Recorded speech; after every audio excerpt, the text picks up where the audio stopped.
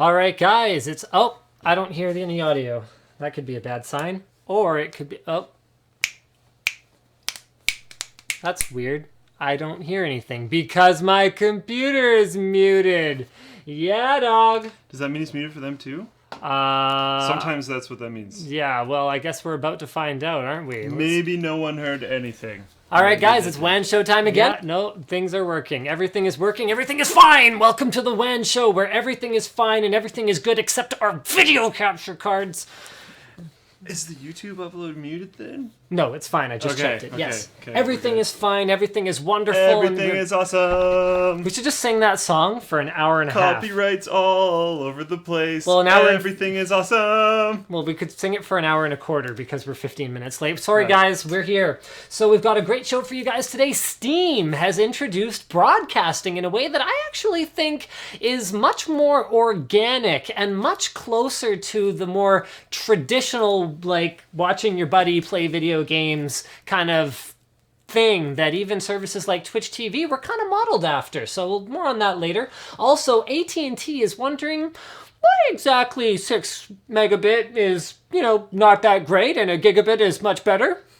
I don't know, AT&T, because everything's not awesome. It's my bird impression. Captcha is dead. Can we make like AT&T bird? Like we should have a shirt that's just like a blue and white bird with its head like this. Why is that better? Why is 10 higher than 5? The ISP bird. Can you prove that? I don't think you should be able to build fiber here because I don't want you to. Captcha is possibly dead. Meet No Captcha by Google, which, again, we'll just talk about that later, mouse movements and stuff. And then he stole my thing again, and then I forgot. No, we're good. Gangnam Style hit an integer cap in terms of views, so things are happening and things are changing, and it's crazy, and we'll talk about more views than anyone from YouTube ever thought was possible. Dun, dun, dun. Linus Tech Tips Edition. What? Yeah, we've never done that. No. In fact, we have very few videos that are anywhere near any kind of impressive view count whatsoever. Yes. We only have like half a dozen videos that have over 1 million views. One's a fire truck. And one's a fire truck. That one has 3 million. We should review like an actual fire truck. That would be a great follow-up. Yeah. Unboxing a fire truck. Yeah. So we've got a few great sponsors for you guys today. Number 1 is everybody's favorite sponsor, Squarespace. Or at least your favorite sponsor if you're into building beautiful websites very easily. Squarespace.com. Offer code Linus. Also, the Intel Extreme Masters is going on in San Jose. So visit linustechtips.com for details about what Intel is going to be up to at this event. And finally, whoa, is that a new sponsor? Wow, have we done LootCrate before? No. Let's see how hard I screw up everything, and then everyone will sign up for LootCrate if 5.4 is anything to go by. Seriously, like every time I screw up a 5.4 integration, and it's not that I'm doing it on purpose, trust me, it's Nick's fault. We need to get like I blame Nick. Nick is gonna hate you for that. If we could get like affordable grocery food style, not like pizza, but like grocery food style, I think we could basically round out everything that you would need to do other than go to work. So if someone was able to then get a work at home job, with the sponsor lineup that we have, we might be able to enable it so they would never have to leave their house. Is this good or bad? I'm not sure. Don't know. Yeah, me neither. All right, so why don't we launch into our first topic for the day? This one's pretty much a complete stroke of genius. So I'm just gonna copy the link here. I'm gonna see if I am not logged into Twitch because for some reason. Oh, don't you guys hate this? Okay, sorry, we're not going to do a topic right now. We are going to do a rant. And this happens on computers. It happens on phones. I know what you're going to say. Yes, I am going there. Why is text input ever slower than my fingers? And I apologize to the headphone users because they just got wrecked. I'm pretty sure I just destroyed you all. Okay, I'm going to have to move back for the rest of this topic because I don't understand why. In the time that I've been using computers, okay? You probably got closer. I don't care. In the time that I've been using computers, they have increased in power exponentially, and yet somehow my fingers are still still faster. You know what? Microsoft, Apple, Google, all of you, get your crap together. The keyboard input is the most important thing. Everything else, that stupid audio ad running on some website in a tab that I can't find, is not as important as the keyboard input. It should never be slow. So that's what I've got to say about that. And it's working now. I just saw him go through that, and every single time, I hate it, and I'm completely on board with you. That rant was brilliant, all good, everything. I'm cool with it. That was brilliant. You're fired for sucking up. But what's actually kind of entertaining is when it lags on your phone, and you're like, okay, can I do this? And you got to try and get like the whole like long sentence out, and then wait, and then see it just go and do all of it. And if you see any errors, you're like, no. The reason I'm so mad about that is not just right now, but the Mac's been doing it. Yeah. And I know it only has 8 gigs of RAM, and like I am a tab fiend, and I really need to get that 32 gigs of RAM in there. Like I know I have to do these things. He's the worst tab fiend I've ever seen. But text input is always more important than anything else. If you have to reserve 16 kilobytes of RAM that's needed for that, then you deserve it. You do what you gotta do. I shouldn't have to... like, the Mac has been really bad. The worst I've ever seen. Like, I'll be typing... Well, if you type it in, and then it pauses, and then fills out what you typed in later, it's technically sitting in memory. Right. So the Mac actually will lose the middle of what I typed. Ooh. So if I type, like, 10 words, it'll go... boopity boopity boop, can't keep up, oh, I'm sorry, boop, boop, at the end. And I have to fill back in the middle. And I have to wait around to fill back in the middle. That's not good. It's driving me bananas. Yep, that's not okay. That's super bad. So now I have no idea what I was supposed to be talking about. We were talking about some 30 versus 60 FPS debate. Oh yeah, that stupid crap again. All right, so Digital Foundry tries to make a case for 30 FPS, and it's basically the same old bloody thing. I just posted the link in the Twitch chat. Wow. This was posted by Zeridian on the forum, and now in this case, they're making it very clear. 60 FPS is the better option when possible, and I think in this way they're doing a better job of maybe not putting PR spin on it quite as much as some other companies are trying to by calling it more cinematic, but they're just being realistic and trying to address the issue from the perspective of like what's actually going on. Why are we making these choices? And so they basically say things like, you know, in lots of scenarios, frame rate limiting can result in markedly smoother gameplay. And they have a point. They do have a point, because some people find screen tearing more objectionable than the slight, well, I shouldn't even call it slight, I hate it, but the latency that's associated with VSync, or the advantages associated with having, 48 FPS versus being knocked all the way down to 30. Some people find tearing very objectionable. And for people with VSync, if their computer performance is on the edge, and sometimes they'll dip down to 58 FPS, and sometimes they'll be at 65. Every time it dips to 58, it's going to dip all the way to 30, because that's the way VSync works. And those stutters, where the display has to put the same frame up twice, are terrible. You really, really feel that. So in a case where you were going to run at 42 FPS, you're probably better off from a smoothness standpoint just running at 30, unless you've got something like G-Sync, which allows the display to refresh only as often as the graphics card outputs a new frame, in order to have 42 FPS smoothness versus 30 FPS or 60. The only problem I have with this is not what anyone was arguing about at any point in time. They didn't actually address anything. No. At all. Nope. Because this is a big part of the reason why people push for certain FPS limits and why they say 30 FPS is bad. If the exact same thing you were just talking about. If you're running at 30 FPS and it dips below, that's super not good. If you're running at 45 FPS, 40 FPS, and you can limit it down a little bit and you don't have dips, then fine. Or if you don't want to do that and you can run at 40 or 45, then fine. That's better. But if we were running at 56, then I'd rather we turn down the details a little bit and push for 60 versus running 30. But this isn't even like what they're talking about. I mean, they're saying, okay... That's what I mean. It has nothing to do with the conversation that's actually going on. They're just talking on the side, and it doesn't matter. Yeah, it's basically a summary, as far as I can tell. Sure. So there's stuff like... Okay, and I disagree with the point that 30 FPS with motion blur results in a good, consistent... Okay, no, I agree it results in a consistent presentation. You don't agree that it's good. I don't agree that it's good at all. I think it's terrible. Yeah. Artificial motion blur after the fact is awful because you have to think about how motion blur works.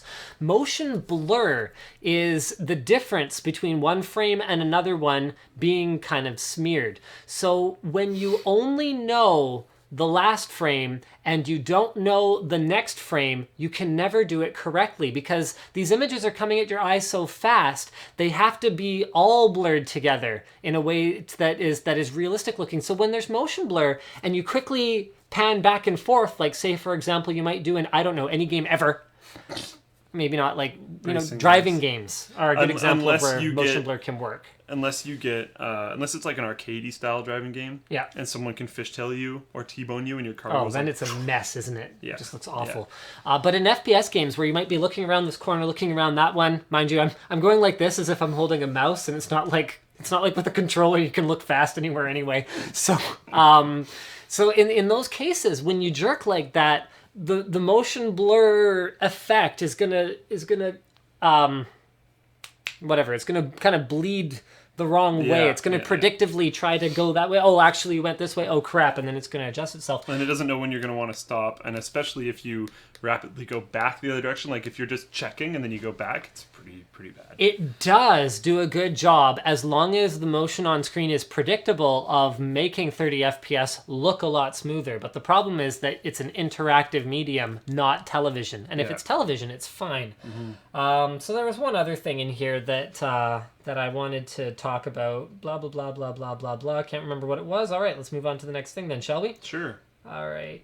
It's just a summary, and it doesn't really matter. They didn't really say anything. Super cool. This is hardly tech, to be perfectly. I don't see it tech at all. Okay, it's not tech. I just thought this was cool. I was the one who added this to the doc this week. So the world's first underground park. It's definitely cool. Yeah. Could be coming sometime in 2018. I just posted the link in the Twitch chat. Let's go ahead and screen share with Linus. One of these days, I'm going to remember to wire up this connection because my wireless reception in this room is terrible. Or we could install that router that I was testing, or that access point, excuse me. Oh, did I just call it a router? Wow. You did to me yesterday, too. I know. It's a consumer habit. Well, it's wireless. It's therefore a router. No, it's an access point. So if we installed that access point, that would be a good thing. The badass one, the ruckus. I'll tell you about it after, but I was getting 10 megabit from the mailbox. There's a house. I know. Aside from this house. Isn't there like 1.5? No, it's about 2 walls of one house. It kind of cuts it at a diagonal. Okay. But there is actually a neighbor's entire house with wall insulation, 2 walls worth in between the mailbox and that access point. And I was using a phone. Like, I didn't have, like, a friggin' dish pointed at it. Yeah. Unreal. That's epic. So, New York City plans to create the Low Line, the world's first underground park. So, it was inspired by the High Line, which reused these train tracks and turned them into kind of like an beautiful kind of park thing. So, this is a concept art thing. So, the article here is from thestar.com.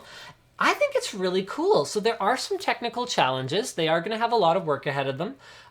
This is all part of like that Lower East Side transformation project thing that's going on. But basically, they're going to have to figure out how to get natural light 20 feet down and figure out what kind of plants they're going to be able to grow there. And they're converting what was an old trolley station into an underground park. Now, I think it's cool. Like when I was saying, it has nothing to do with tech. Yeah, like I don't see. Obviously, there's tech going into this, but like I don't see it being like, they're running PCs which manage the windows for the natural light. No, I haven't seen any of that yet. But it is cool regardless. That would be kind of funny. like, oh, they're running Linux, and people start freaking out. That would be pretty entertaining, but no, That would be I haven't seen entertaining. any of that kind of stuff yet. Didn't happen. Nope, not even close. Not even sure what on earth you're talking I about. wonder if they're even going to end up doing it. The park? Yeah, because isn't it just like they're raising money, right? Yeah, they're raising money, but they've already raised a fair chunk of it. And I think, like there are some critics of the whole plan. So on the surface, it looks like, oh, hey, we're taking a completely crowded area and we're creating like a public space in it, which is great. It's underground. It's very efficient. But then, well, hold on a second. What about when this is rented out for private function this and event that? Are we actually creating any public space out of it? Right. And the answer is no. well, the private money that comes from events like that will keep it free because right now very little public money is actually being put into it. So the public doesn't really get to complain too much if it's not being paid for out of the taxpayers' pockets. I mean, this is the second cool thing we've talked about in New York. So the first thing they had was those Wi-Fi hotspots, which some people were talking about how that was a bad idea, and basically you're wrong. Why was that a bad idea? I don't remember. It was some ridiculous thing. But any more public Wi-Fi, even if it's not the most amazing thing ever, is better than no public Wi-Fi. After being in the EU and like Germany, especially, Germany has like basically no public Wi-Fi. And there's a lot of times where I was just like, I just really need to have Google Maps load for like a minute and then I'm fine. Yeah, Necrolev says, they're going for it. It was just I think it's been being used for storage since 1935. Whoa. Yeah, like it's been just sitting there doing nothing. Apparently the I-beams look like they're in pretty good shape considering they've been there over 100 years. I was reading up on a little bit of history. This thing was only in use regularly for I think about 35 or 40 years. Wow. Something along those lines. I mean, a huge investment building an underground station, and so at least they're going to get some use out of it, other than whatever the thing that I just said. Storage. Thank you. Yeah. I am not at my best today, guys. I actually had so this is just Linus Media Group news, not really real news. So maybe he's just stalling for time. Maybe he thinks it's important. We don't know. Maybe both. But I actually sat down with NCIX today. And so a lot of people express confusion about this on a very regular basis. Do I work at NCIX? Do I not work at NCIX? I do not work at NCIX. I am not an employee of NCIX. I am an independent entity. I have my own company. But they do contract me to shoot videos for NCIX Tech Tips, the YouTube channel that I started, where I uploaded my first YouTube video. So obviously there's some sentimental reasons why I keep going back there. But we sat down today to decide if we were going to renew our deal. And the original deal was 2 years. So I've actually been away from NCIX for almost 2 years now. And it looks like we are going to renew for another year. So you can expect to keep seeing more of me over on NCIX Tech Tips. Okay. Well, it's not finalized yet, but that looks like how it's going to go. This, wow, how hard did I call this one? What one? Where? AT&T, the next topic down. Oh, the backs off halting their fibre rollout? I have very bad memory when it comes to what we do on this show because we rapid everything so much. You don't even listen to me, do you? I do. You just do your own thing? I listen to you. We should just split this This is a two-way relationship. No, we should split this into 2 shows. So the way it's going to work is Luke's going to get his mic. I'm going to get my mic. You have to dual stream it. We're gonna draw a line down the middle of the couch. like 90s sitcom style. Draw the line. Split the room. You don't touch my side of the line. And then we'll have 2 channels of audio. So those of you who want to listen to me can just put in the one side. Those of you who want to listen to the other one, put in the other side. Anyone with speakers, you're hooped. So let's go ahead and switch over to my screen here. It finally loaded. I'm done stalling. We'd have to do like the acapella kind of thing where we both talk about the same topic at the same time but say different words. How's that acapella? Don't they? You'll be singing a song, but you can sing different parts of it. It's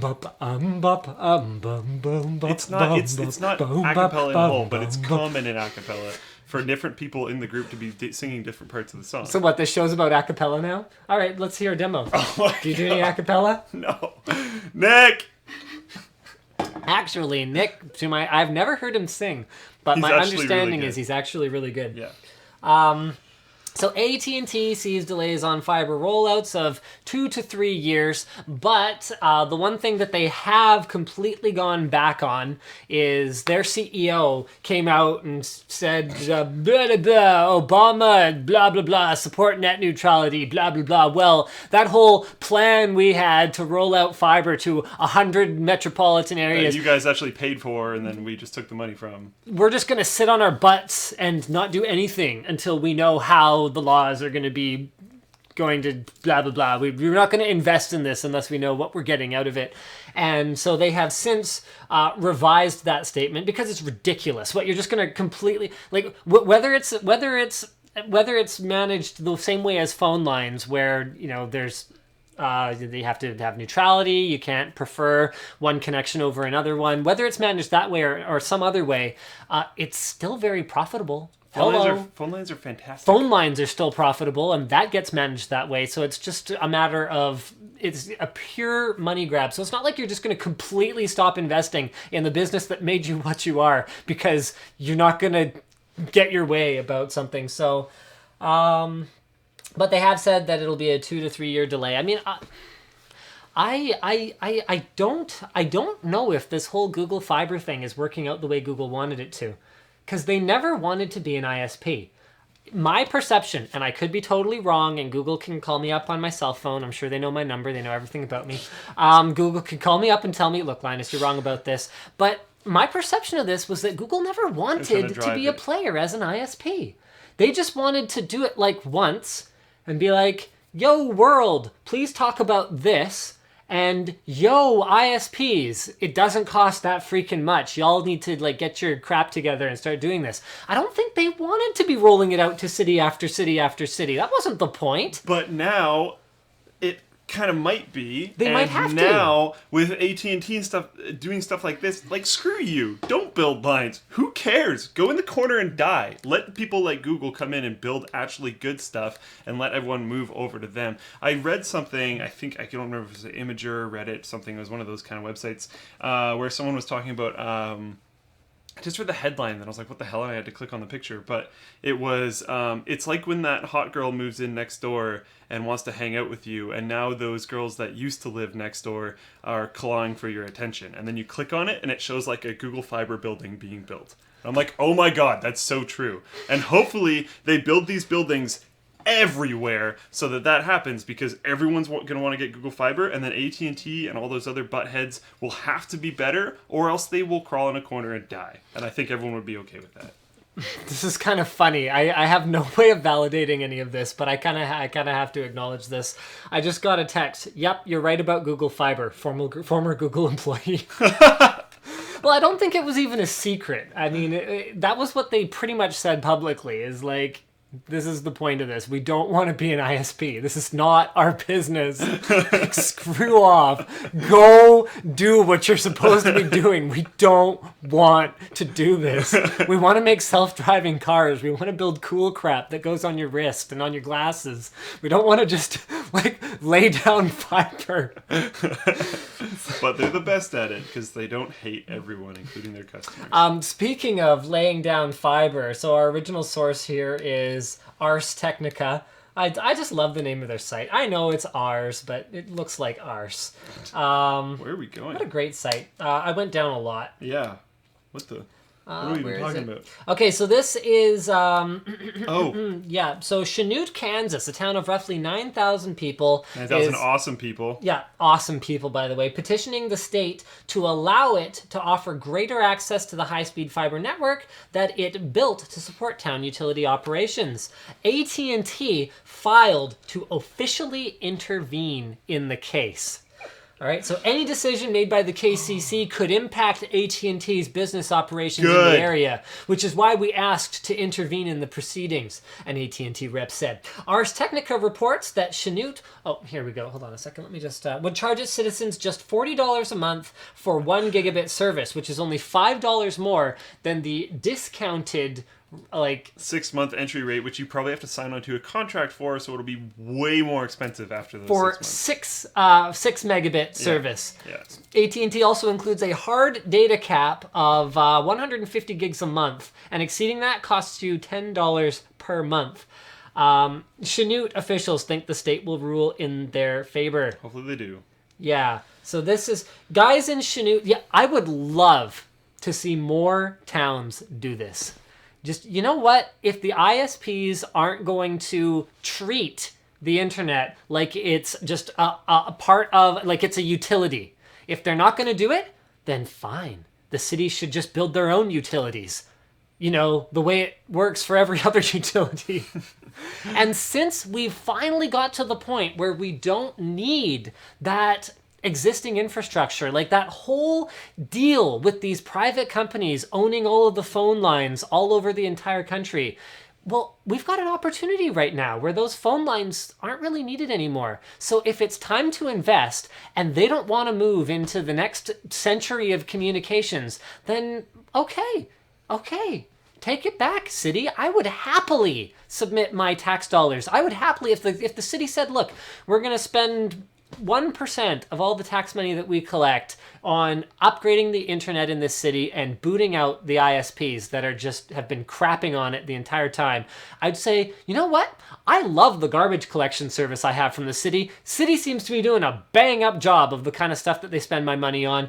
Build me the internet. I'll give you 2%. Heck, I'll give you 5%. I will pay more taxes if the city's doing the kinds of things that really are meaningful to me like that.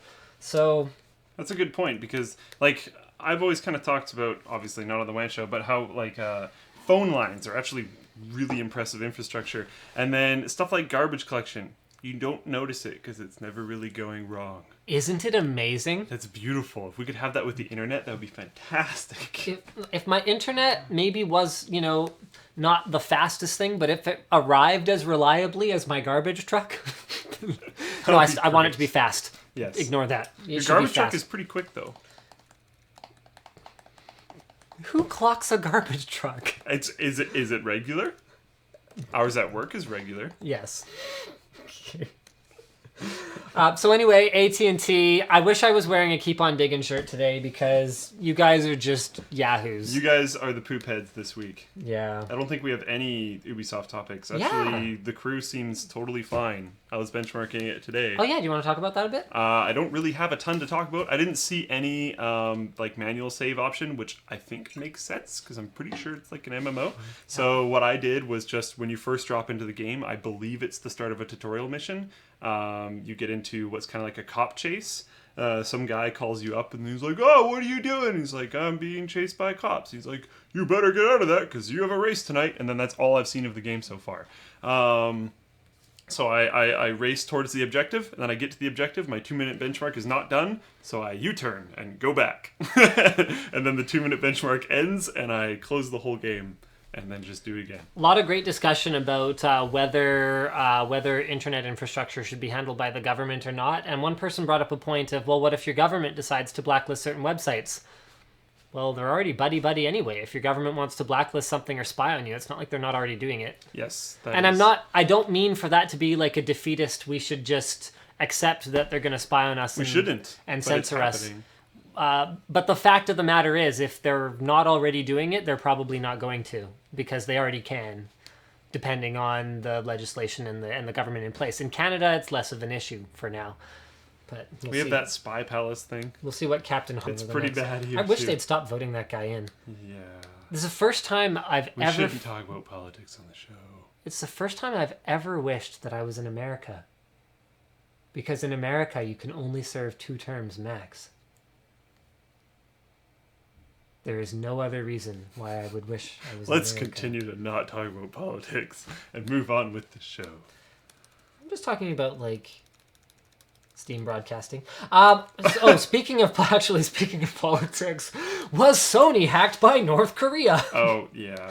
So Sony Pictures has a movie slated for release pretty shortly here. I'm just going to go ahead and pop that link in there. Where it's called The Interview, where... who's playing these? Who's playing the characters? I don't know. I pay so little attention to to movies these days. It's I don't know. Seth Rogen and James Franco play two reporters who are granted an audience with Kim Jong-un. Do they Jong-un, run around whatever. Pineapples and go on express trains? The CIA then enlists the pair to assassinate him, and North Korea described the film as an act of war and an undisguised sponsoring of terrorism and called on the US and UN to block it. Sorry, North Korea, that's really not the way it works here. Blocking a film because it's about can you imagine if every film about trying to assassinate a U.S. president was banned?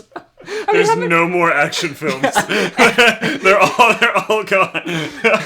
Every movie that every action star ever made. I mean, if we censored things the way that North Korea does, we'd be removing the IMDb entire entries for entire action stars. Yeah, exactly. Yeah. Action as a genre would become like, what was that? Scorpion King. That's like it. It's pretty much the only thing. There's more, I'm sure. This cyber attack, several films were stolen and released. So unreleased films were released in full quality. It was rumored, and I haven't followed up on this, but it was rumored at the time it was happening that the PlayStation 4, I want to say, source code was stolen. Whoa. Oh no, like a bunch of stuff was stolen. I know it was bad. I haven't looked exactly into what happened. The unreleased film thing is pretty intense. PlayStation 4 source code, that's, yeah. Yeah, no, it might have been PlayStation 3 or something. Can't remember all the details, but... Sony needs to wake the hell up. Yeah, this isn't the first time they've been hit and had a major leak like this. Yeah. So... That's my point as to why they need to wake that. This dock is huge. I can't find anything. All right. But yeah, they need to clue in, stop holding things in plain text. Entire Excel sheets with people's passwords, that's not acceptable on any level for anyone. I don't think even I have Excel sheets of passwords. That's just stupid. You have a picture. Do I? What passwords are they? A lot of them. Really? Yeah. What picture? Do you have this picture? Because No. I don't. I found it and was like, wow, that's dumb. And then kept on looking for whatever I was looking for. Oh, all right. Well, apparently I have a picture. At least it's harder It might not exist anymore. I found that a long time ago. And a picture would actually be potentially more secure than a plain text document. It's a lot harder to scrub through. A bot wouldn't... Well, a bot... You probably wouldn't make it look for that. Because that wouldn't make You much could sense. make it look for that, yeah. but it probably wouldn't look No. for an Excel sheet in a picture. Yeah. Might look for text in general in a picture. Yeah, but it's much less likely than like scrubbing Word and Excel documents because it's way easier to just scrub Word and Excel documents. All right, so let's go ahead and move on to Steam, offering game streaming. Wow, this is very interesting. Valve is just determined to do all the things, I think aren't they? if I have this, I don't know if I have this or not because it's a beta client thing, right? Yeah, just everyone with it. This is open to everyone who uses Steam as long as you opt into the beta client. Okay, so I guess I do have it. I might try it tonight. Just to kind of give it a shot? Yeah, just to see how it works. It is not very feature-rich yet. Of course. Yeah. Yeah, so I don't think it even supports a webcam yet. Although, guys, correct me in Twitch chat if I'm wrong. Yeah, for sure. Yeah. And like with all the Steam stuff, it changes so rapidly that who knows. Yeah. But what I might even do is just be streaming on Twitch, and then start Steam streaming while I'm streaming on Twitch, and just see what happens. So what's cool is, and I was saying in the intro for the show today, that this feels a little bit more natural a way to start watching someone game than navigating to a site like Twitch. And I don't think that Twitch is going to go away, because I think for major events, Twitch is going to be the go-to destination for a long time. And I mean long time in the internet sense. It could change tomorrow, but assuming nothing changes for the foreseeable future, Twitch is going to be the destination for that. But for people who don't even know what Twitch TV is, like have never heard of it, There's more people than you would think. which is a lot of people, a lot of gamers even, something like this is a lot more natural. Like, hey, my buddy's playing Dota, or my buddy's playing Team Fortress, and all you do is you click on it and you spectate the game. what a natural way to do that, because the thing about Twitch is there's a lot of the way it's structured is it's great for creators to interact with viewers, and it's great for concurrent viewers to interact with each other. Yeah. But beyond that, the social infrastructure of the site is not very deep, not compared to something like Steam, where you can transfer files to each other, you can trade in-game items, you can chat with each other in group chats, individually, and you can voice chat with each other. Like, it's a very social platform. So for someone who's not interested in watching a stream, but is interested in chatting with Buddy while they play a game, what a great way to do that. So I could see this being pretty cool for a few reasons. Like, if someone doesn't feel like streaming at the time, because streaming on Twitch, I think one thing that people don't understand is like streaming games on Twitch isn't just playing the game and happening to have other people watching you. It's broadcasting. It's broadcasting. You're live. You have to be. It's energy draining. It's not the easiest thing on the planet. But if like your buddy at home is working on homework but wants to see how your Dota matches are going, it could be cool for him to be able to just tune in, and then it's just you and him maybe on Skype or Vent or TeamSpeak or whatever. That's much more relaxing, just you and your buddy hanging out instead of you streaming to unknown amounts of people. Yeah. And it feels a lot more like the old days when, it was a single player game. Yeah. And even if you had two controllers, you had to take turns. And, just kind of sitting and watching and playing a game together. Like, I think it's very cool. I think it's pretty cool. I don't think it's going to do anything in terms of, like, trumping Twitch, because that doesn't seem like their goal at all. I think this is another cool way to interact with your buddies on Steam. I've got someone asking if I ever found the list of GIFs of Team Fnatic pixel walking. It was actually a list of... I keep forgetting his Flusha's yeah. Like just panic button aimbot where he just presses a button and snaps to the head of the nearest opponent. Through walls or through whatever. It's hilarious. Through 2 walls and 4 boxes, it just magically goes to his head. And no, I never looked for it again, so I haven't found it. Yeah. All right, Smash Bros. On Wii U. This is from Gamenesia. I don't think I'm going to talk about this a great deal, but basically, watch out. Some people's consoles are actually bricking, so... I've heard a lot of mixed information about this. Yeah. Some people are saying it's Smash Bros. Some people are saying it's just a lot of people are playing Smash Bros. Right now, which makes a ton of sense. But some people are saying it's based off of Smash Bros. Patch. We don't know what's causing it, so... Watch out. Maybe someone does, but there's so many different people saying so many different things that I don't want to say a confirmation. I would love to do a comedy sketch of just a warning. So just the most random warning, and then like people reacting to it. So if you just put like a caution sign, like in the middle of nowhere with no obvious danger around it, like how would people react to that? Warning. You'd be looking for the danger, right? Oh my god, it would be fun to like if you're walking through a park, and like you find other people that are walking through the park, and just like have you and your buddy in yellow vests like jog at a fairly fast, not running, but jogging at a fairly fast pace, run ahead of them, and then just right in the middle of the walkway, just put a pike sign into oh my god, and then just run back. And then just getting people's reactions. What a great that great could be video really that would be. entertaining. Yeah. All right, so next up we've got our last topic before the sponsor break, but this one is one that's obviously going to get his panties all wet. More Tesla news. We should just change the show to not Oculus anymore, because there hasn't been much coming out of Oculus lately. Just Tesla. Wait for CES though. Wait for CES. There's Oculus, and I can't remember the name of them right now, but another VR company that have booths really close to each other. He sends me an email or like Hangouts message in like the middle of the night. Call dibs. I'm like, I'm not going to those booths. As if you have to call dibs on the Oculus booth. I'm going to buy an Oculus, and I'm going to play the crap out of Eve Valkyrie.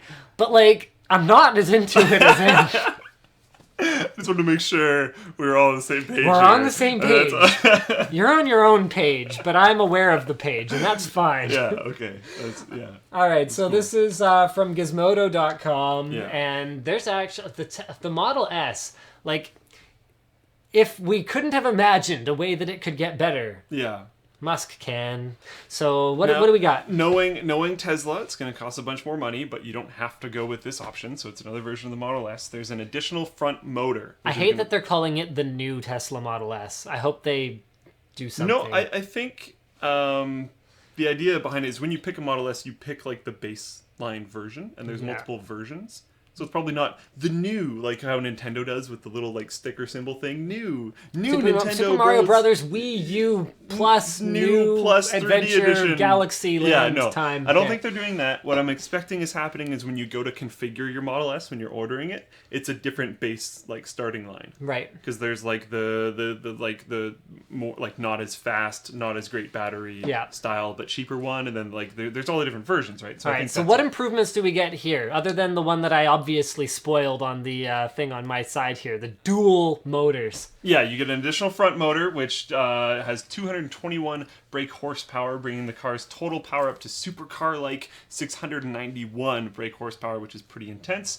The combined torque is even more impressive at 931 newton meters, growing from 362. Which is actually kind of insane. And the car weighs 2,239 kilograms. They're comparing it to, well, okay, I think this Gizmodo website is comparing it, I don't think Tesla is, to the new Dodge Challenger Hellcat, which produces 707 brake horsepower and 881 newton meters of torque, and weighs a little bit less, actually, at 2018 kilograms. Now, obviously, one thing that has to be brought up is, like, they're comparing it to the Hellcat. The Hellcat is like this crazy, massive, like gasoline, petrol-based engine, and they're comparing an electric engine to it. These things are going to perform very differently. Electric motor, to be clear. Electric motor, yes, sorry. They're going to perform very differently. So you can't just be like, look at these numbers. They're exactly referential to this other completely different thing. It's not necessarily fair.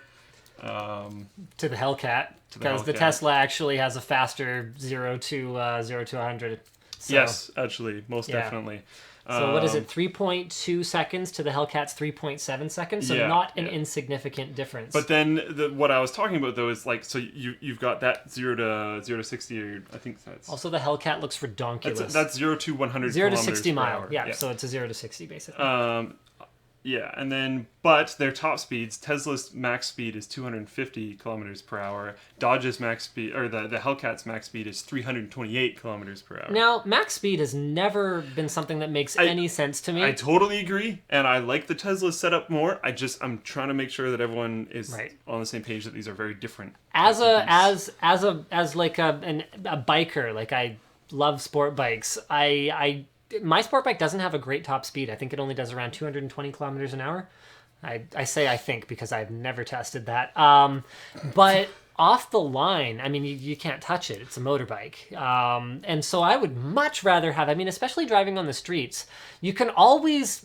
There's the red light that's way too close. When you want to have fun driving on the street, your only options really are quick acceleration. You can't go fast. You're going to hurt someone. So being able to go from, 0 to 100 in no time flat when you're merging onto the highway is really the only time you're ever going to let it out. And so, a top speed of 250 kilometers per hour is lots. More than fine. Yeah. And I completely agree with that whole idea. But I'm just trying to make sure that people understand that these are two extremely different beasts and should be looked at in different lights, whichever one you like more. So we're still 5 to 6 years away from a true self-driving car, thinks Musk, but the new Model S has an incredible array of sensors that are intended to better inform the driver of conditions around the car and which can take some limited control to avoid crashes. So some of the things it can do with the... What all does it have on it? I can't even remember it. Long-range radar, image recognition camera, 360 ultrasonic radar, and GPS data integration with real-time traffic. So if you signal on the highway, it can change lanes for you when it's safe. Kind of cool.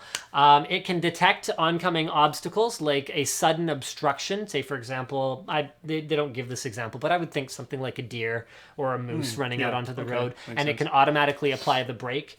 It can check blind spots.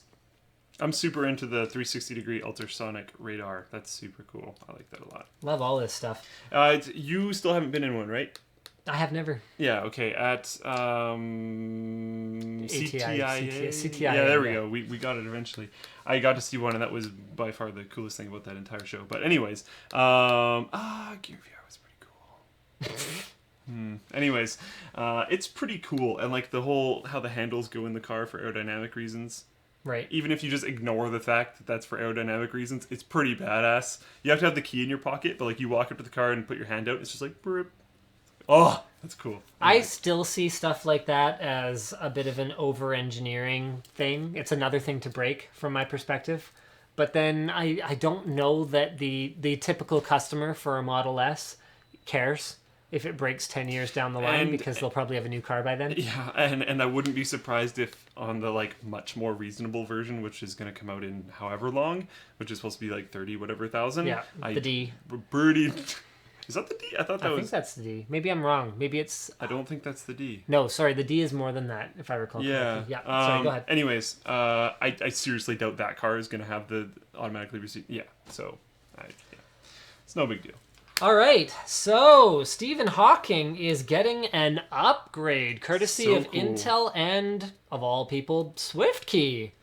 So, he's been using the same system for... Oh, Lord, how long is it? Can't remember. It's in the article here, but it's been for over a decade, if I recall correctly.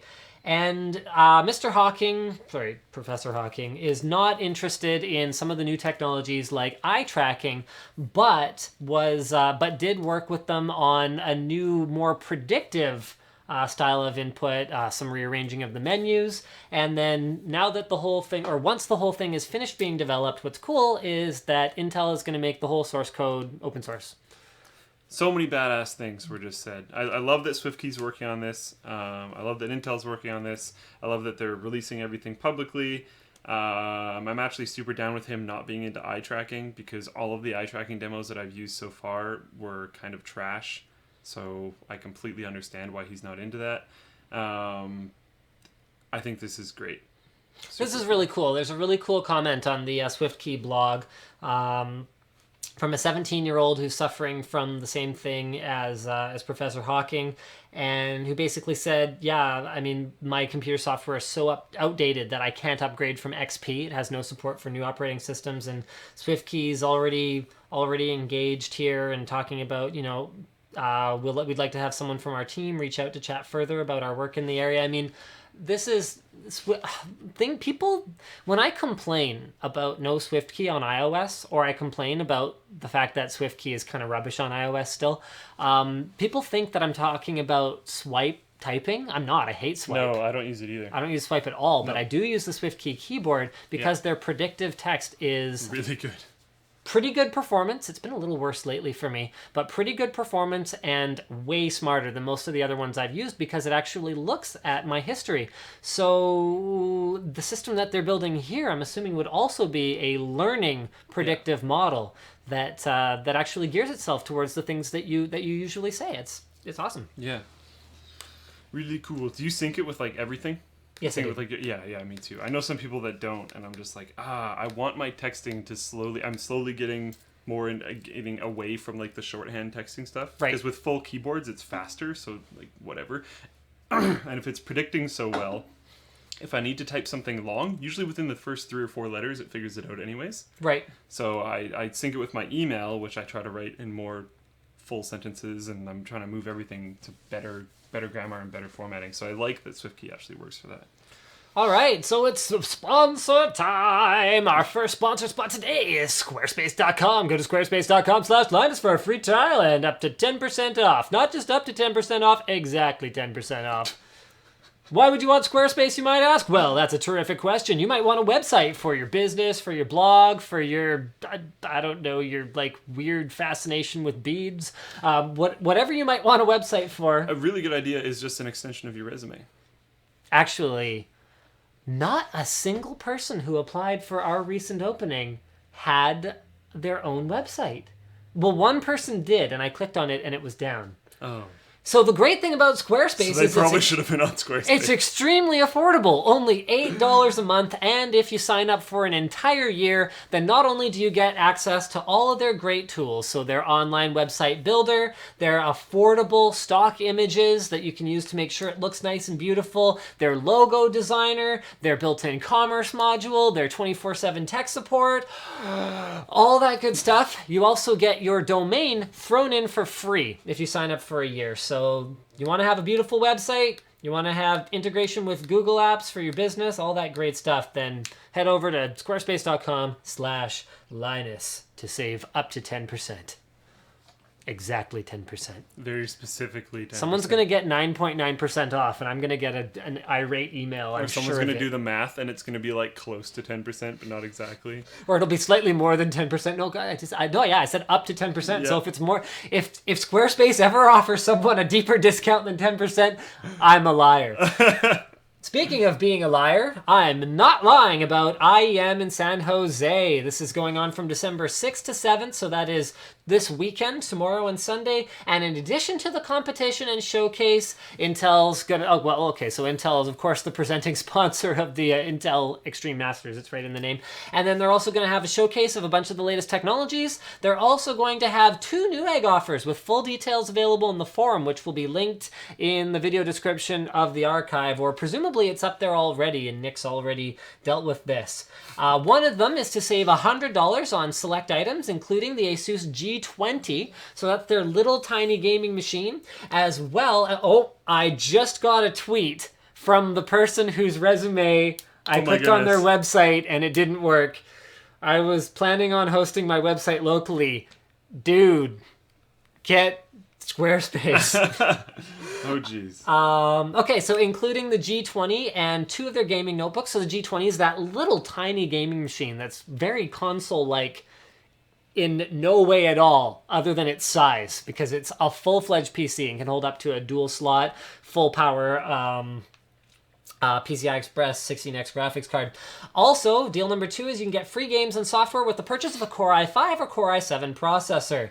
So they have a green screen, like 2-in-1 photo thing on site where they'll be drawing to win one of 2 Core i7 processors every day. They're going to have a drawing for those at home, where if you take a photo and upload it to Twitter with a tag for Intel USA, so add Intel USA and use the official hashtag IEM, you'll be entered to win a Core i7 processor. Make your photo interesting, like show off how you're watching IEM from home, for example, to stand out from the pack. So make sure you check out all the pro competition at the event all weekend. All right, our last sponsor spot for today is actually a new one, and this one's going to be kind of fun. So we'll just leave this here. I'm so excited. Now, I have to disclose that LootCrate sent this to us free of charge because we're talking about LootCrate, and it's like a sponsor spot, so we didn't actually buy it. I'm sorry, but if you guys aren't familiar with, do you want to do the unboxing? Sure. All right. So if you guys aren't familiar with LootCrate, basically you sign up and every month they deliver epic geek and gaming gear for just, and even the price is geeky, $13.37. Really? Yeah. I didn't even know that. One thing I want to point out is how tightly packed it is. I noticed this like immediately. Like this is a shirt. Are you an expert packer? Fill the box. Actually pretty good. Yeah. I'm talking about the Green Bay Packers. You played football. Oh, I did, but not for the Green Bay Packers. No. All right. So what are we talking about? Right.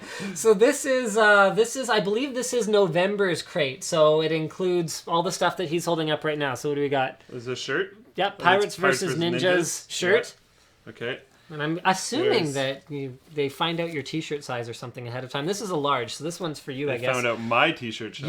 You just earned a shirt. Yay! Another like shirt that I don't have to buy. This one includes so that's a Mega Man helmet and collectible stand. So you're going to have to open that up for sure. The December crate is going to be the biggest one they've ever delivered size-wise. So now's a great time to sign up with offer code Linus and save 10%. So you save what? $1.34, I guess, which makes the price less exciting. Well, more exciting, but less geeky. Less geeky. So they're going to have exclusives from DC Comics and Batman and Marvel / Guardians of the Galaxy. They're going to have an exclusive Ghostbusters collectible, Tetris and Simpsons collectibles, and a brand new Funko Pop vinyl figure created exclusively for LootCrate. So December's crate is going to have a bunch of like crazy exclusive stuff. What else we got in here? Well, here's the helmet. Okay. Here's your Mega Man helmet. Oh, it's a Halo like grenade drop thing. pod. I think is it a grenade? Pod? I think it's a drop pod. Yeah, it's a drop pod. So it includes a superposable micro action figure.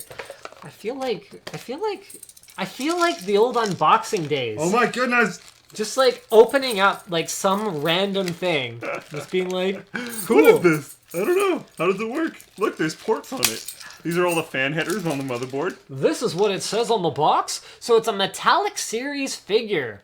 19 pieces, 8+. So you're not going to want to give this metallic series figure to your 7-year-old.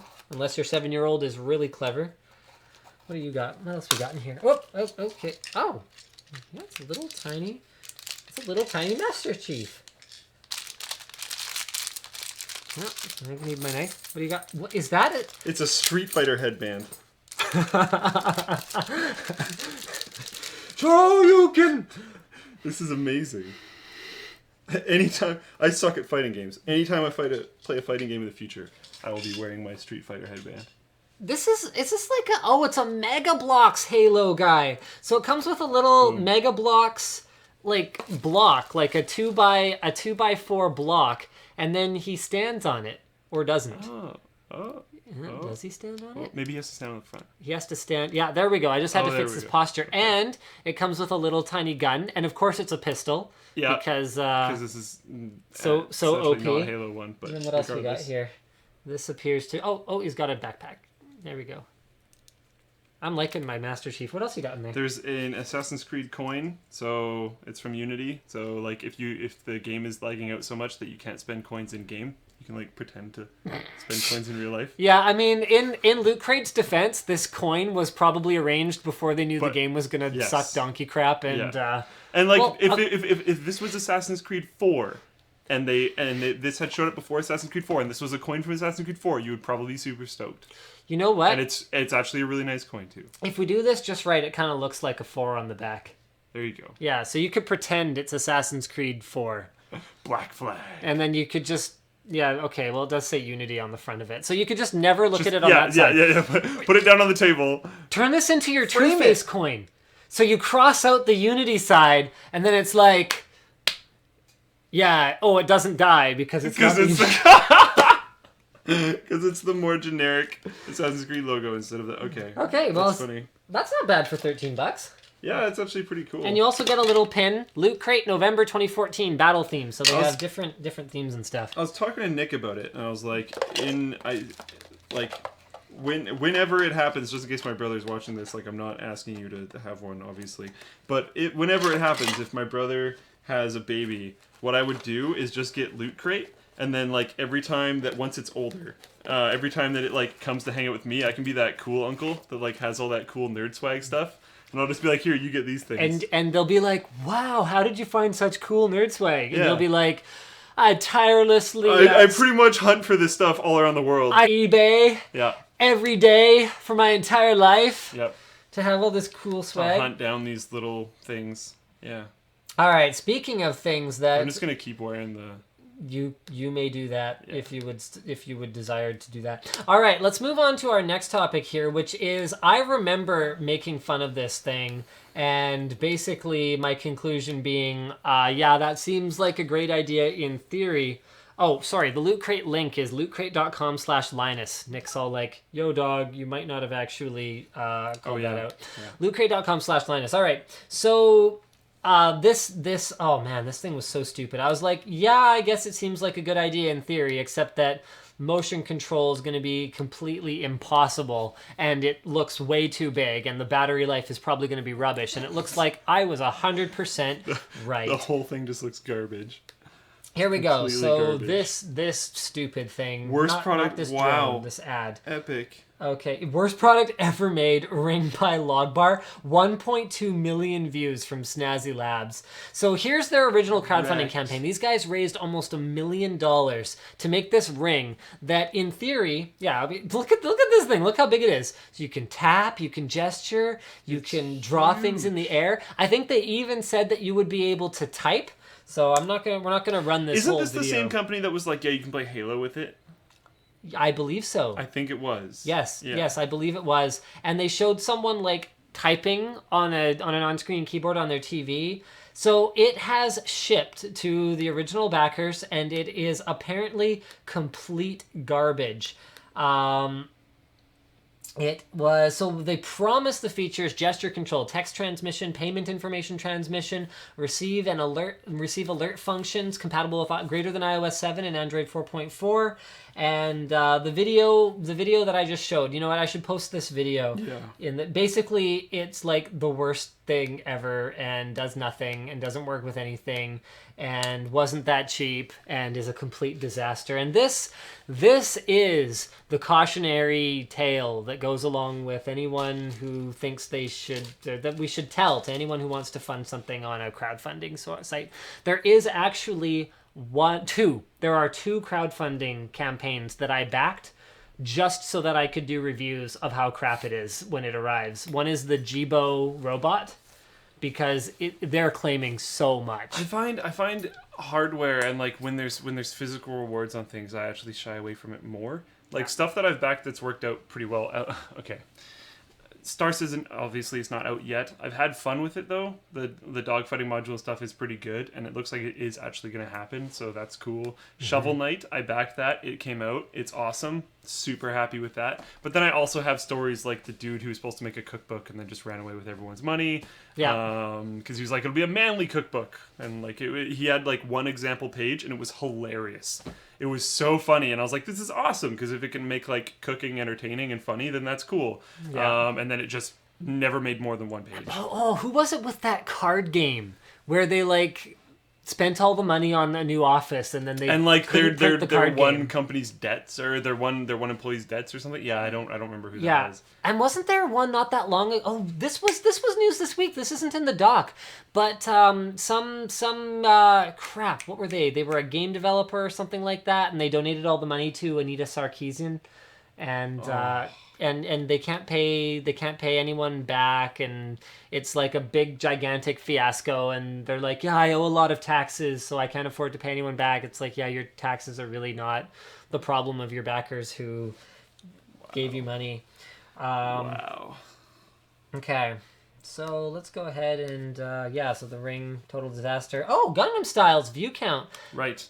So yeah, do you want to go ahead and where is this? Okay, so the counter has passed the, I'm going to screw this up, 2,147,483,647 view number, which is when someone's going to scream at me because I'm probably going to say something ever so slightly wrong, but when you're programming, you put things into what are essentially little containers. So a 32-bit integer supports that number that I just said, and that integer supports a number that is above 0, I believe, and up to that number. So if they get above that number, things go wrong because it can no longer fit within that container. The container is too small. So they upgraded to a 64-bit integer container, which can hold a number that I can't even say. It's 922333720368547758804. Whoa. It doesn't have decimals or anything like that, but that won't matter for something like view counts. I don't know. Pretty intense. A signed 32-bit integer. There we go. My bad. It's I guess know. That's pretty much all there is against to really Google's say practices to use unsigned integers, which actually kind of totally makes sense, and that's pretty much all we actually have to say. They have increased the possible amount, and Gangnam Style will continue to go on as it always has. Being Gangnam Style. Yeah. Yeah. Being what Charlie Bit My Finger never could be. Yep. All right. Oh, this is really exciting. So ASUS is talking. I reached out to them about this already because we so need to cover this.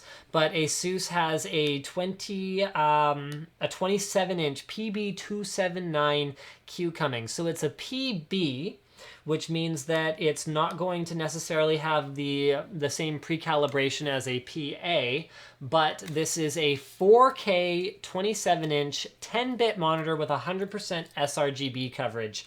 This thing looks freaking awesome, and it's coming in at an estimated $799. So under $800, sort of. Exactly $800, so basically. 27-inch, right? Yeah, for a 27-inch 4K monitor. Now, 4K is still a bit of a mixed bag on the PC in particular due to the text and UI element scaling issues that exist there. But more affordable displays, and this will be 60 hertz over DisplayPort, 30 hertz over HDMI. So more affordable displays being available will, I think, drive adoption, which will drive developers to go ahead and make their stuff compatible. So Windows. very, very exciting. And for gamers in particular, I would imagine at 27-inch 4K, anti-aliasing is a thing of the past, maybe 2x. But I can't imagine needing any more than that. 2x at 32-inch 4K already looks pretty darn good to me. Until Windows support is a billion times better, I'm still not super interested. Okay, Captcha is dead. Say hello to the new and improved Captcha. So for those of you who aren't familiar with Captcha, Captcha is those horrible things that a lot of the time you don't get right, and you have to re-enter 100 times, and then you have to re-enter your password and the Captcha, but those little things with the images that are like obscured and you're not really sure if you're typing the right thing to validate that you are indeed a human and not a robot signing into the website. So this is the no Captcha reCaptcha, which doesn't rely on just that technology anymore. So over to you. It's going to pre-screen your behavior and how you use the website to try and identify you as a human or a robot. If you take 0.5 of a second to go through the entire form and then try to click that you're a human and not a robot, it's probably going to be like, nope, you're pretty much a robot, not going to let you in. So instead of just having you read all this crazy, annoying crap and entering it wrong 4 or 5 times in a row before you figure out that it's case sensitive, because some of them aren't, it'll just pre-screen your behavior. It'll also have other potential things, so it could have like 2 things going on. So there's the pre-screening thing, and it could show you a picture of a cat and be like, select a picture that's similar. Not that they haven't already been doing this, they just might continue to use that style instead of the really hard to read text. There's actually, I didn't even see this at the bottom of the page before, but this is cool. So brief history of CAPTCHAs. So while all of this may sound simple, there's a high degree of sophistication behind that modest checkbox. So CAPTCHAs have relied on the inability of robots to solve distorted text. However, they're saying that their research shows that today's artificial intelligence can solve even the most difficult variant of distorted text at 99.8% accuracy. So not only are these things annoying, they're not even a deterrent for for AI that's trying to get through it. So the distorted text on its own is no longer a dependable test. So last year they developed an advanced risk analysis backend for reCaptcha that actively considers a user's entire engagement before, during, and after to determine whether the user is human. Very, very cool. I've also seen other variants. I don't think these are necessarily reCaptcha, but other validation things, like pick the one that corresponds to the other pictures, and they'll have pictures of like animals, and you have to pick the cat.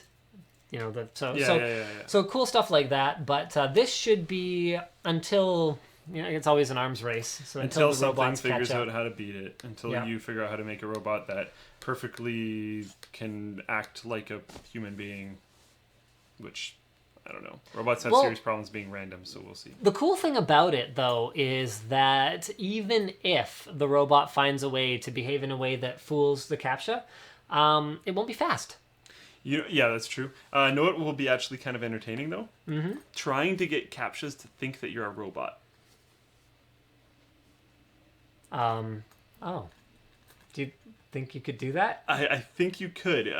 If you took like a mouse and were able to bind things on your keyboard to change your DPI, if you could change your X and Y DPI so much that you moved in exact perfect lines, I wonder if it would think you were a robot. If you only moved left and right at a very specific time, and if you like messed with your mouse so it could only move at one speed ever, no matter how fast you moved it. Like if you used keyboard input. Yeah. Sure, perfect. Keyboard input. And then like moved your mouse with your arrow keys. I don't think it would think you're a robot. You'd be too slow. You'd be way too slow. You wouldn't click on like the precise spot where the cursor box starts. I kind of want to see. I'll see if you can do it. But I'll probably be too lazy no to do way. It, but it would be pretty entertaining. There's no way you're going to be able to do that. If someone can make it think that they're a robot, post it on the forum or something. That would be entertaining. All right, copy link URL. Let's go ahead and throw this in. So Kmart joins Target in Australia, pulling Grand Theft Auto 5 off its shelves. In other news, big box retailers and the people who apparently petition them to do things. Probably need a reality check on gaming. Yeah. And like them thinking that's actually going to stop people from getting it.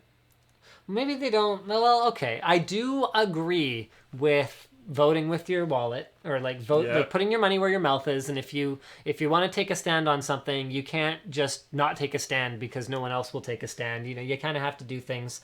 Well, they're not voting with their wallet. They were already voting with their wallet by not buying the game. I'm sure. No, these I mean the store though. The like they're voting with their wallet by losing out on sales because they have a moral objection or what kind of rejection. So, spokeswoman for the company announced on Thursday that the highly popular series would be removed from shelves immediately following a significant review of their content. So this misogynistic GTA 5 literally makes a game of bashing, killing, and horrific violence against women. The petition, which has been signed by more than 40,000 people, said, "You know what the thing about GTA is that it's bashing, killing, and horrific violence against literally everyone." Yeah, it's kind of how it works. I didn't play the whole game, but up until the point that I had played the only, like, there was one thing that actually made me pretty uncomfortable, and it was directed at a dude, not a girl. Yeah, and it was like a pretty messed up scene, actually. I mean, it was at a dude. You know, the promoting violence against sex workers, I mean, this is not something that I'm advocating for, and personally, not a huge fan of the whole GTA thing. Me personally, but I don't think that pulling it out of a couple stores in Australia is really going to stop the juggernaut that is Grand Theft Auto.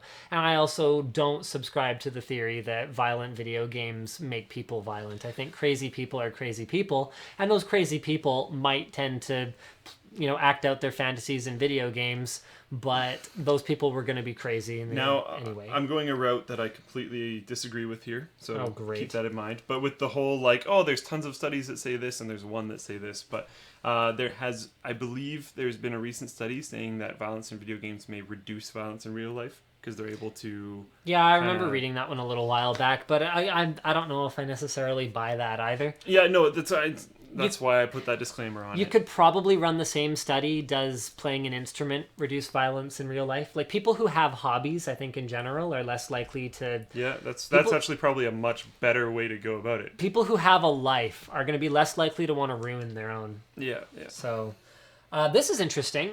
Now, there's been a severe shortage. Oh, sorry, I haven't posted the link yet. But there has been a serious shortage of good mechanical wireless keyboards up till now. And it looks like Philco is seeking to address this. So this is an article from over on Tech Report. And there it is. Philco's new Cherry MX keyboard has Bluetooth connectivity. Loving it! I kind of like that it has Bluetooth connectivity because it could be kind of fun because I believe you change which Bluetooth connection it's trying to connect to through a function key on the keyboard. So which Bluetooth connection? Yeah, I think it has up to 4. Oh, I did not know that. Okay, the keyboard features both Bluetooth and a detachable USB cord with what looks like a mini USB connector. And when unplugged, it runs off 2 AA batteries that provide about 6 months of usage at about 5 hours per day. Yeah, not half bad. Try and find this. While I was benchmarking today, I tried to get Nick to go in there and just read topics off to me, and I know he said there was, I think he said there was more than one. One of 4 Bluetooth sources with function yeah. and number key shortcuts. Yeah. That's really cool. So if you could just be on your computer, then be I have to send this big thing on my phone. But I don't want to set up AirDroid or whatever. That is the smartest thing ever. You just have your phone on a little stand. Yeah, you just function key off, type whatever you need to do, function key back on. It's like Apple's continuity, except not Apple's continuity at all, because you're still using it on your phone, but you just pair it over. And Bluetooth pairing is so fast these days.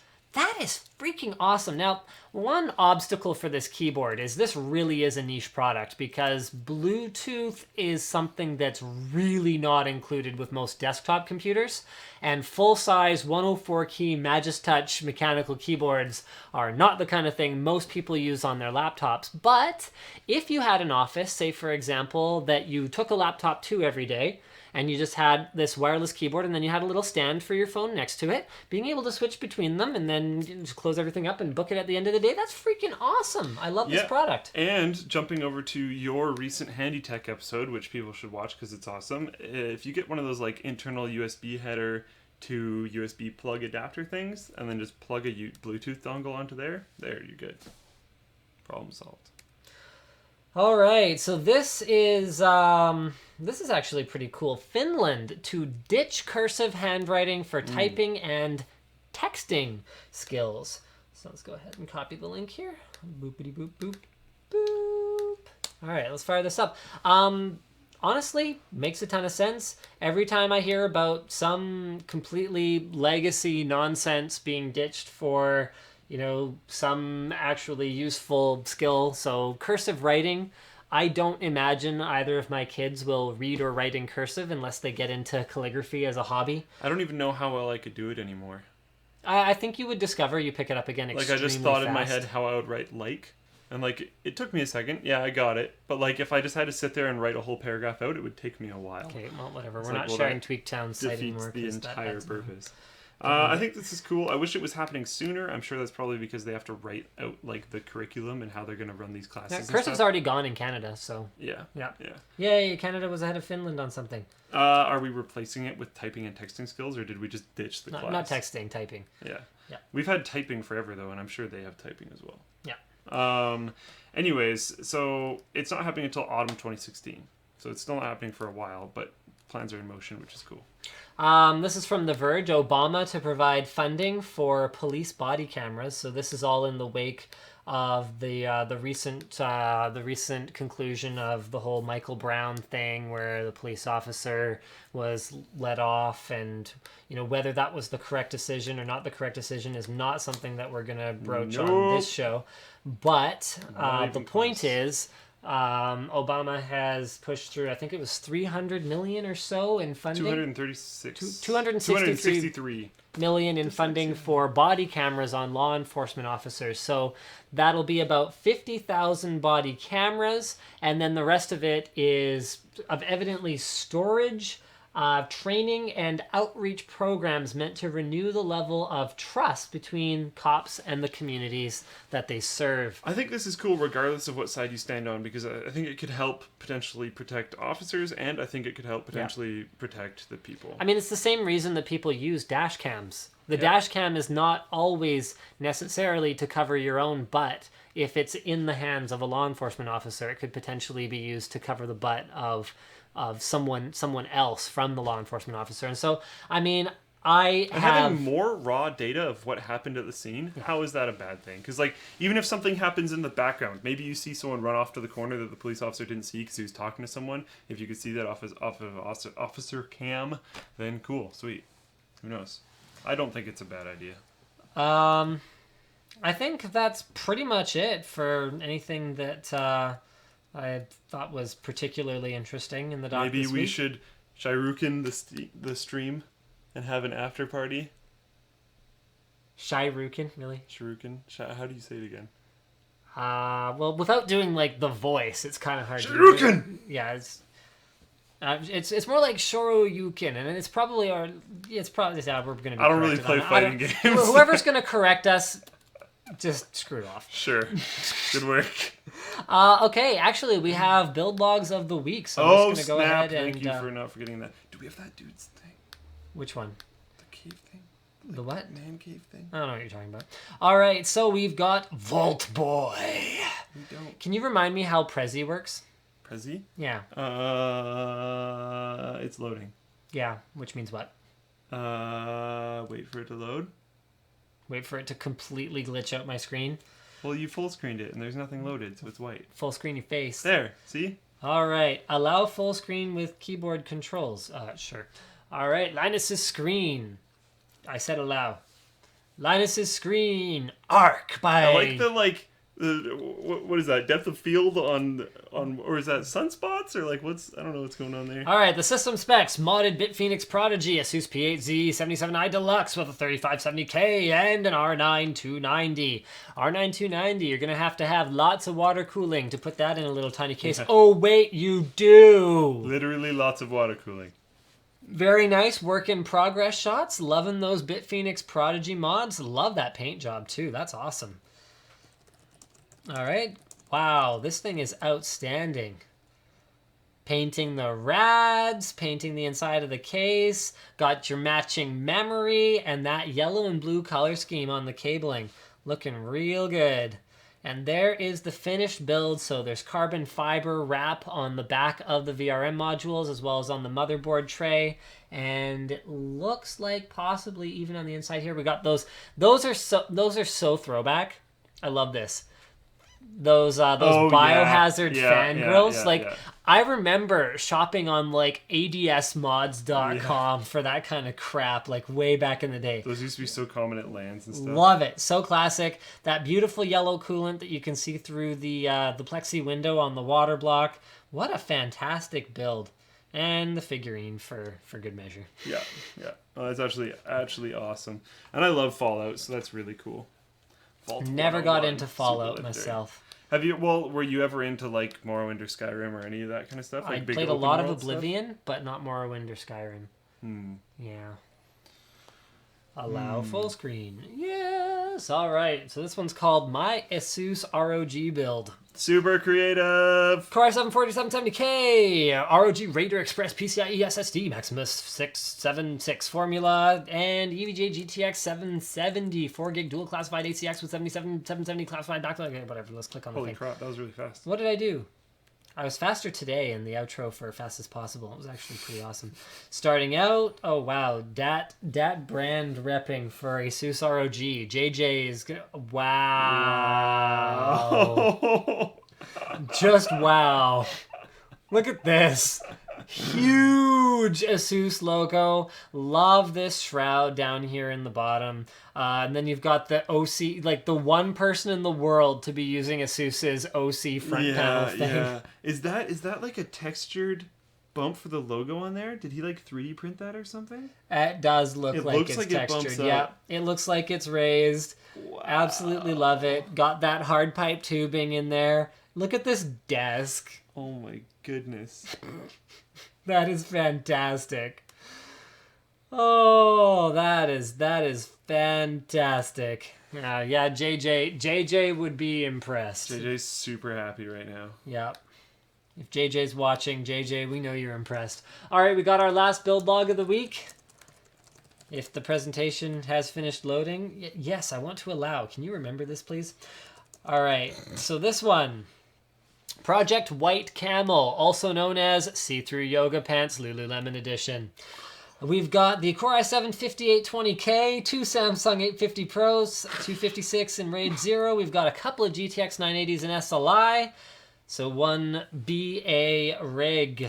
It's got some painting of the RAM. Got some. Are we changing the color of the GeForce logos? All right, got some white sleeving going on here. Is that an AIO liquid cooler? All right, we're gonna have to see how. It might not stay there. We'll see how it redeems itself. All right, and everything is white. That is pretty sick. I do like that color change on the GTX logos. Like that white RAM. That X99 Deluxe looks fantastic in this build. Everything goes together incredibly well.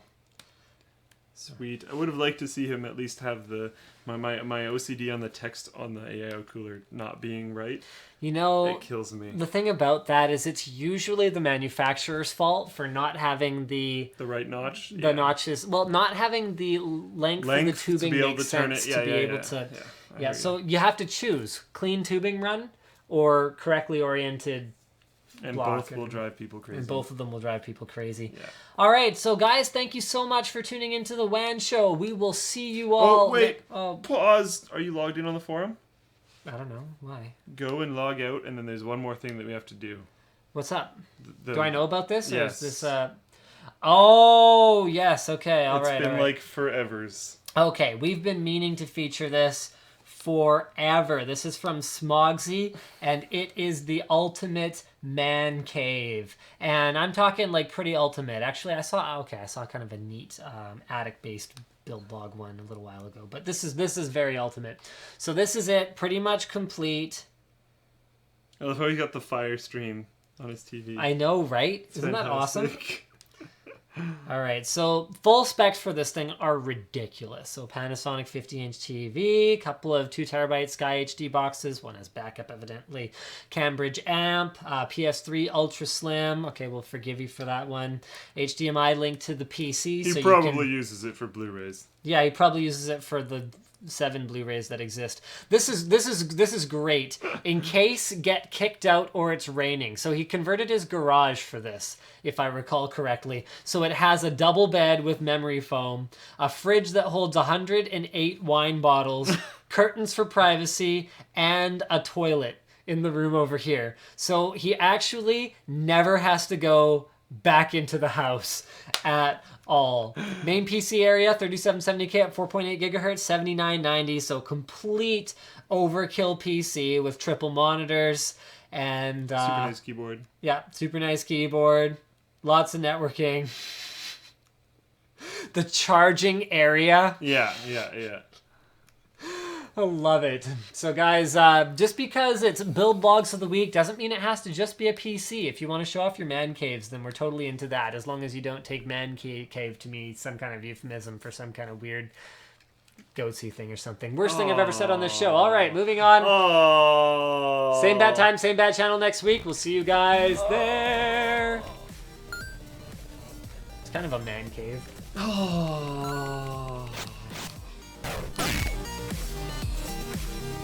You know, it's funny. I made a goatsy joke, like a goatsy reference on... You saw it? Yes. Almost no one got it. The internet has moved on. Yeah, there were so few comments about the greatest of all time second edition or whatever I said in the... it was in an NCIX Tech Tips, like the Fractal Define R5. Yeah, that's why I saw it, because I wanted to see the Define R5 stuff. Yeah. I thought it was so obvious. Yeah, I know, I definitely